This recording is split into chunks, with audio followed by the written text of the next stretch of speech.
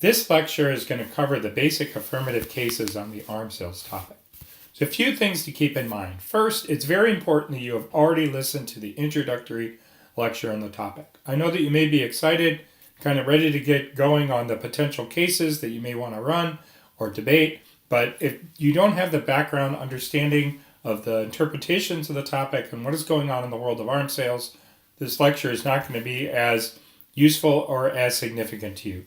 Second of all, I think it's very important that you keep in mind that in this topic it is going to be difficult to find a strong affirmative case. Certainly, as I mentioned, there are a lot of different countries that the United States sells weapons to. There are a lot of different weapon systems that we sell. The U.S. is the largest arms sales supplier in the world. That being said, there's a limited amount of advocacy for curtailing specific weapon systems to particular countries, finding meaningful advantages that are stem from that or uniquely linked to that advantage. And the third kind of meets some kind of reasonable interpretation of reduced as a reduction from the status quo, maybe relative to the future, something I talked about extensively in the first introductory lecture. Now, that being said, I still think this is a good topic. I think there'll be enough cases to sustain debate on the topic, but I do think that it's going to be a little more limited than just kind of saying, well, there's 98 countries times, 100 different types of weapons that the 98 countries that the U.S. potentially sells to, plus, maybe 100, 200 different type of weapon systems. There aren't going to be like 3,000 cases. There'll be a lot of mainstream cases that I think you'll end up debating, and then there'll be some other cases here and there that people find and pop through during the year. But it's not probably going to just be practically as unconstrained as people think it is. Now, before I get into kind of some specific cases, I want to kind of talk about some particular possible plan mechanisms. And I think in a lot of cases, people are just going to write in their plans are going to be very vague. They'll say the United States should reduce arms sales to Saudi Arabia. They're not going to say relative to what benchmark. They're not going to say how the plan is carried out in terms of kind of what I'm going to talk about in terms of congressional action versus executive action or anything like that. There's all that they are going to say is that there's going to be a reduction in arms sales. But it is something to think about and understand how a reduction in arms sales in terms of direct commercial sales or foreign military sales could actually work. The first is that what you need to have is that, the first way it could occur is the president could just decide not to submit an arms sale, right, kind of for approval. The State Department, Department of Defense, the executive branch could not back an arms sale that a country wants, or not get involved in that a country wants directly from a U.S. company in terms of a direct commercial sale, or they could not get involved in trying to execute the sale at all. They don't have to get involved in that sale in any particular way. The second thing is that if a country proposes a sale, the executive branch could be opposed to it. Also, Congress could just block the sale. They could pass legislation saying they don't support the sale at all.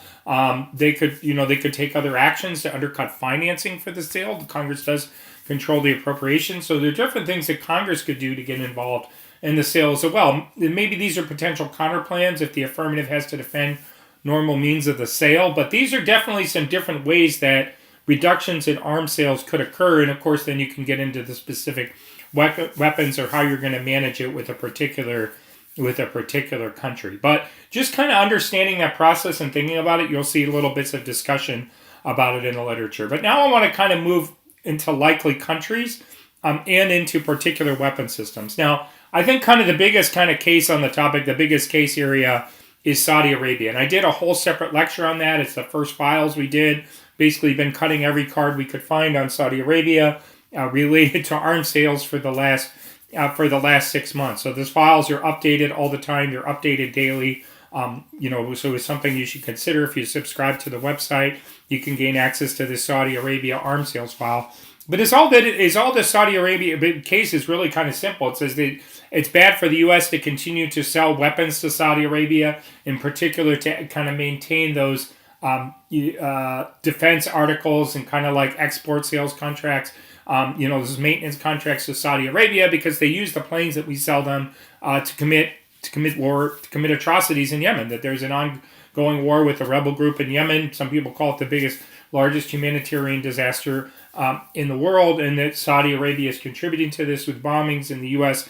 supported that. So again, I did a whole other lecture on that. I'm not going to unpack this there, but I think it's something, if there's one case you're going to debate a lot, you may want to consider as an affirmative. There's a Saudi Arabia affirmative. These other affirmatives I'm going to talk about, I think, are all like potential cases, but kind of a little unclear as to kind of what the specific case is going to be, and I haven't found a lot of great evidence. I've kind of researched all these a little bit, but they're going to get unpacked, and eventually I'll probably redo this lecture because people will find more cases over camp. But these next section of cases you think that I'm going to talk about should really think of potential case series. I'm not really kind of advocating them for their strength. So far, I think Saudi Arabia, well, the case definitely has some limitations.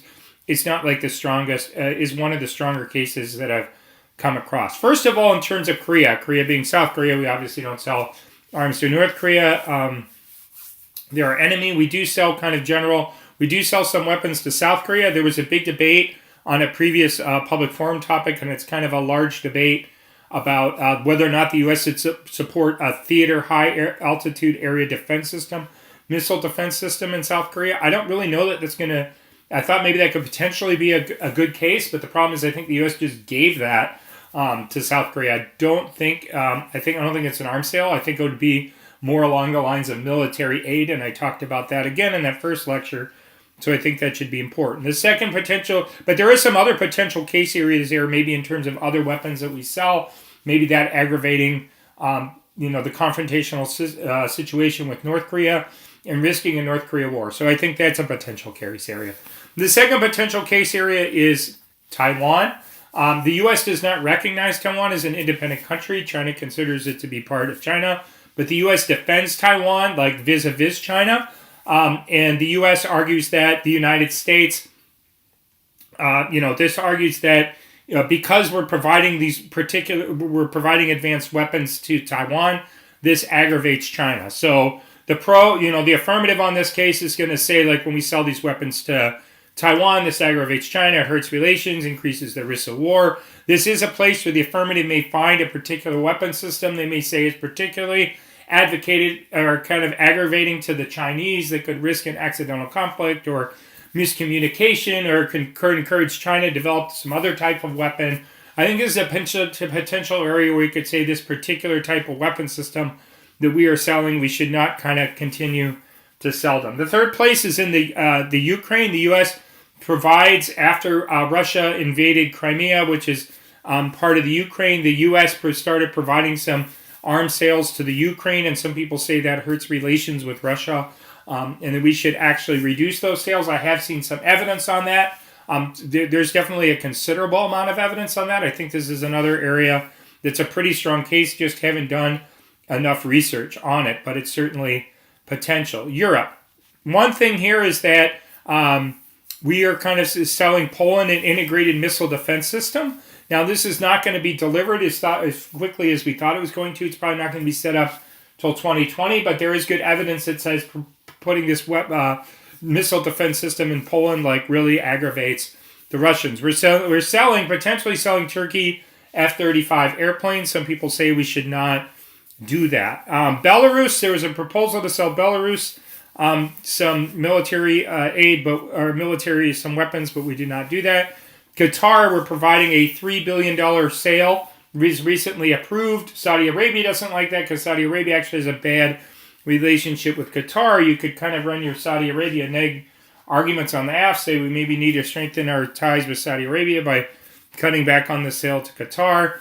Afghanistan, people on other resolutions on the Lincoln Douglas Revolution have been arguing we're providing counter-narcotics assistance to Afghanistan, and that is bad because the drug war is bad. I've seen some evidence about selling weapons to Bulgaria.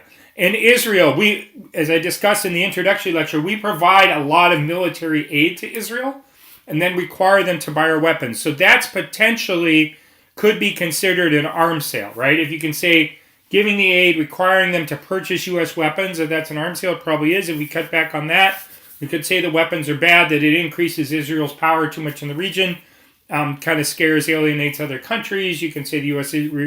relationship with Israel is bad. You can say that the weapons are used to crack down on Palestinians, there's human rights abuses. So I think that there's definitely people are going to be arguing cases about Israel, in particular particular weapon systems that we should probably cut back to Israel. India is a little tricky because India is buying more weapons. It's just they're buying them more from Russia. But the U.S. is selling kind of weapons to India, and we could potentially cut back on that. In Nigeria, we sold some planes to them to kind of attack Boko Haram, which is somebody we consider a terrorist group. There's probably evidence that says we shouldn't sell those weapons because they lead to human rights abuses and widen the conflict in the regions. In the Philippines, we provide a lot of kind of small firearms, increase sales to them. And also we kind of provide them to Saudi Arabia as well, like we talk about handguns, rifles, different types of ammunition, just firearm sales. There's a lot of evidence about how the leader of the Philippines, Duterte, is like engaging in these kind of unauthorized executions in the name of kind of countering the drug war, that there's a lot of human rights abuses. You can also see that kind of, some people make the same argument about Mexico, that the U.S. is providing kind of a lot of light weapons and like small arms to these countries, and it's very easy. Trump actually made it easier to export these weapons, and there's kind of this human rights abuse case. Japan, they're buying lots of weapons, perhaps at the cost even of their own industrial base. They're buying cruise missiles, missile defense systems, anti-aircraft. Now, you can argue that this may aggravate Japan's relations with China, or you could say it's better if Japan developed their own weapon systems, or you could talk about why the U.S.-Japan alliance is bad. I just saw an article today that I didn't have a chance to read that says the U.S. is selling F-35s to Japan. So that's a significant area. In Belgium, the United Kingdom, I'm not really sure exactly what the case area would be, but they do buy weapons from the United States. So that's a potential area. I talked about Afghanistan. There's also kind of general... there is a case in the past, and I looked it up, but I don't really see any great evidence on it. It seems it's something that the U.S. kind of doesn't do as much, and a lot of other countries in the world do, so it may be difficult to solve for, but just depleted uranium bullets. The argument is that we take a lot of depleted uranium, from old kind of nuclear weapons development, nuclear reactors, and we put this depleted uranium on bullets. It's a really low amount. So obviously, if exposure to it as a soldier is limited. But the idea is that we kind of just shoot this depleted uranium as part of our weapons, like all around the world, and it kills all kinds of people. And that then the continued exposure, not just from the guns, but like the continued exposure from the uranium, kind of with the shell casings, kind of just getting left everywhere, cause long-term health problems. Now, again, I haven't seen any evidence. Well, the evidence I found says that really talked about how other countries are doing this even more in the U.S., but it was kind of a popular case area in the past. In terms of missile defense, there's good evidence that says that, the U.S. is selling more and more missile defense components to other countries like Japan. Okay, South Korea, it seems we gave them some missile defense components. I think we have a plan to sell missile defense components to Saudi Arabia. So the same THAAD system, there's actually a proposal to sell it to Saudi Arabia. So I think there could be a case there to kind of cut back on our missile defense deployments. Now, missile defense, you'd say, well, why don't you want to defend people? The argument is if country A gets a lot of defenses, country B fears that country A could attack it, and country B wouldn't be able to effectively respond, right? So what they do is they develop more and more weapons to try to overwhelm the missile defense system. So that is a big problem. So that's a type of, so we're looking at kind of some types of weapon systems, depleted uranium, or a type of weapon or weapon systems. Can be looking at like small weapons that are used for human rights abuses. You can be looking at depleted uranium bullets. You could be looking at missile defense systems. Maybe you could try to, small weapons to regimes that are engaged in human rights abuses. Anyhow, those are all some particular cases that I think kind of need a lot more work. Like I said, I've done a lot of work on the Saudi Arabia case, and I think it's reasonably strong, but I think there's some other potentially strong cases related to kind of maybe pulling back on the sales of U.S. missile defense systems. I think there's some strong cases related to maybe pulling back on the sale of small arms. I mean, a lot of other countries could obviously supply those, but that might kind of reduce U.S. moral culpability. I think the Israel case is pretty strong that a lot of people are going to want to argue the U.S. shouldn't be providing this type of military support to Israel. So, and then I think you also have maybe a particular weapon system to Taiwan and maybe some cutting back on support to the Ukraine. And certainly people will find other things, but I think those are some areas that you're going to want to look. Now, in terms of advantage areas, I think one thing debaters do is they always kind of think too much is the case and not the fact that there are just a lot of different advantages. There are a lot of different advantages that they need to answer that are common to different cases. And I think if you're prepared to debate all these advantages, as long as you have disadvantage links or critique links, counterplan solvency, kind of have your general off-case strategies set, as long as you can kind of reduce the advantages, then you're prepared to debate all these advantages. All the details of the case are not going to matter as much. So in terms of advantage areas, the first one you could talk about is just death, like weapons kill. There's evidence that says that weapons do kill a lot of people because of the sales, that these people gain access to more deadly weapons, that the more weapons they have, the more likely conflict is to break out. When conflict does break out, the more weapons they have, the more likely people are to die. There's some good statistical evidence on this. So I think you can make a general death argument. Then there's kind of a morality claim. The argument is that it's bad for the U.S. to be the supplier of these weapons, that it's actually an immoral action. And of course, that'll help you with alternative suppliers arguments. You don't have to say that the alternative suppliers, even if they supply the weapons, the U.S. has still fulfilled its moral obligation by not providing them. There's human rights issues, right? The U.S. standing proud, be kind of a leader, promoting human rights around the world. There's international law, say that the sales of these weapons are inconsistent with U.S. obligations under international law. Interestingly, the U.S. Trump just decided to abandon the arms transfer treaty. We hadn't ratified the treaty, but we had signed it. But Trump thought it constrained us too much, so he says we're not going to bother with it. But you could talk maybe about different international laws that the U.S. is violating with all these arms sales. You could say the arms sales support terrorism. Well, how? There's generally what you call kind of transfer. The weapons get transferred to the terrorists, right? So imagine we're selling weapons to Saudi Arabia. Maybe Saudi Arabia is aligned with certain terrorist groups, so maybe they give them the weapons. Maybe the weapons just kind of get left around in Afghanistan, Yemen. Imagine how many weapons are just kind of floating around for terrorists to gain access to. You can say that the U.S., because we sell these weapons and a lot of people don't like us, this creates blowback, opposition to U.S. policy. It makes kind of terrorists angry. That's why they carry out terrorist attacks against the West. People say that one of the driving factors is they see all this military repression and aggression and death going on in their own countries.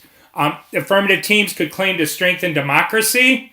They could claim to strengthen democracy by saying that there is domestic repression, that these weapons are being utilized to repress particular individuals. They could say that there is democratic modeling, that when we give aid to certain countries like Saudi Arabia, that actually reduces the credibility of the U.S.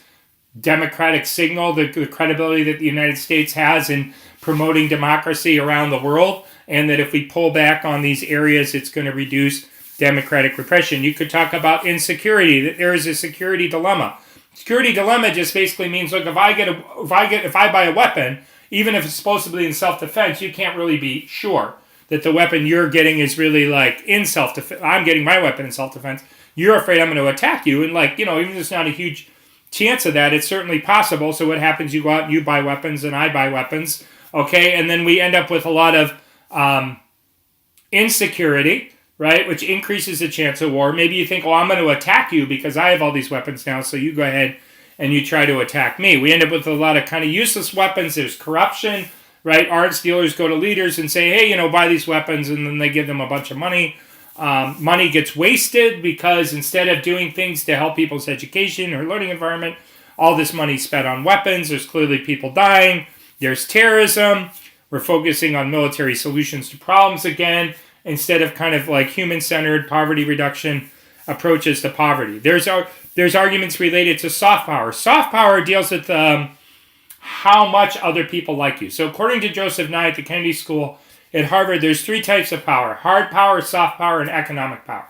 And countries for a long time, and theorists always thought that power was determined by how much military power you had, and then like how much economic power. Economic power supported your military power.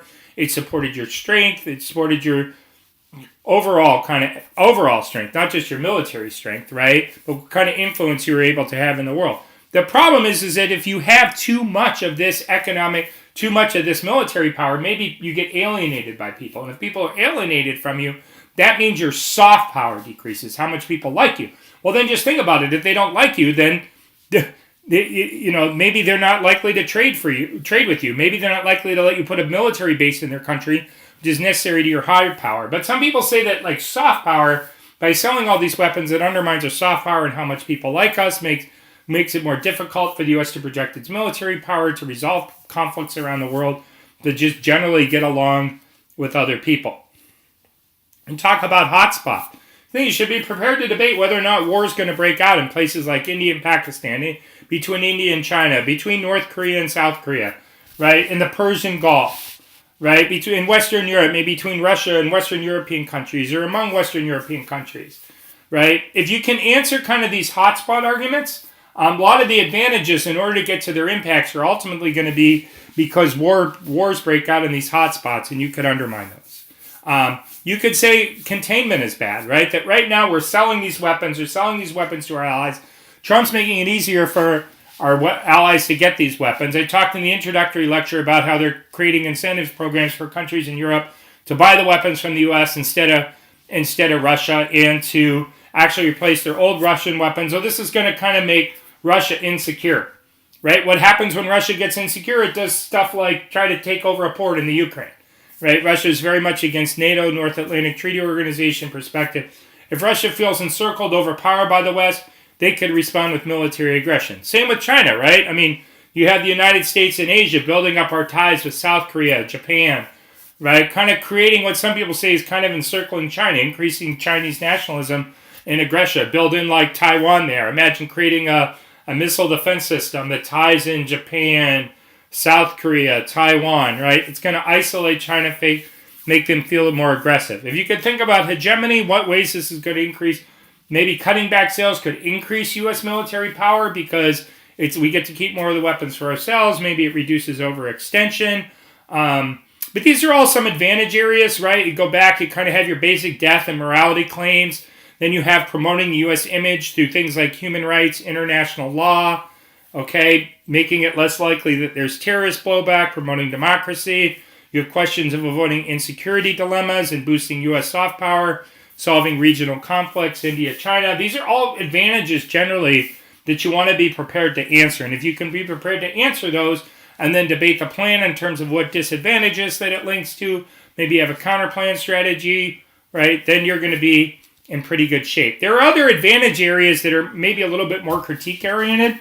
And I said I do think, there is kind of this, there's a lot of kind of general, there's like a lot of general books and literature just have been written about like the harms of arms sales, that arms sales enable like U.S. imperialism. They go around, we build kind of military relationships with these other countries. This enables us to maintain our military in there. It's very imperialistic. It's very colonialistic. It promotes neoliberalism and capitalist development in these countries that were responsible for all this death. It kind of portrays kind of the U.S. as kind of the dominant global power coming into these countries, being responsible for all this killing, destroying human rights, etc., right? So I think there's a lot of kind of critique-oriented, and we'll see some critiques in different ways, but in terms of kind of, you're just more like traditional critiques that are kind of stem maybe from the action of a plan or particular type of topical advocacy, just saying the U.S. kind of needs to pull back, we need to reduce what you call the military-industrial complex,